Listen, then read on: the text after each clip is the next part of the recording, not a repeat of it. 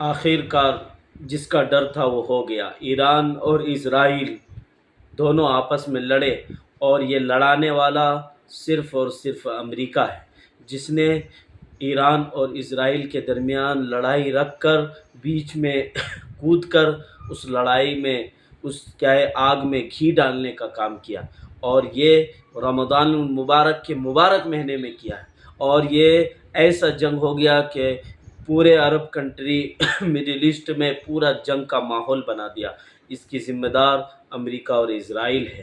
یہ امریکہ اور اسرائیل ہمیشہ ہر پورے دنیا میں کہیں جہاں چاہے جس طرح چاہے حملہ کر دے، آج اسے کوئی بولنے والا نہیں ہے۔ یاد رکھو، سپر پاور امریکہ کہنے والوں، یاد رکھو اللہ تعالیٰ سپریم پاور ہے۔ ہاں، سپر پاور کا بھی سپر پاور ہے۔ اللہ کے ہاں انتقام اور فیصلہ ایسا ہوگا، یاد رکھو وہ دن دور نہیں۔ تم جو ظلم کر رہے ہو، لوگوں پر حملے کر رہے ہو، وہ دن دور نہیں، ایک نہ ایک دن تمہاری جلدی پکڑ ہوگی۔